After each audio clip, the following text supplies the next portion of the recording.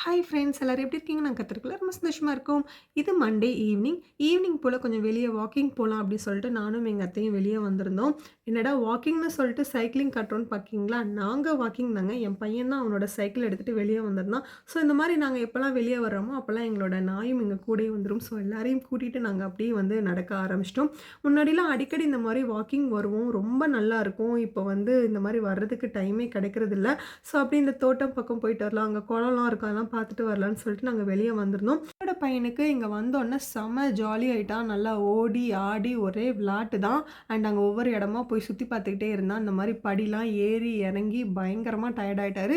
So அதுக்கப்புறம் ஒரு 6:30 கிட்ட ஆன உடனே நாங்க அங்கருந்து கிளம்பிட்டோம். அண்ட் வரும்போது கொஞ்சம் வாழை இலைலாம் பறிச்சு அவரோட சைக்கிள தான் வச்சு நாங்க எடுத்துட்டு வந்தோம். அண்ட் அவன் சைக்கிள் ஓட்டி, ஓட்டி டயர்ட் ஆகி அதுக்கப்புறம் அவன் என்கிட்ட வந்துட்டான். அப்புறம் நான் தான் தூக்கிட்டு வந்தேன்.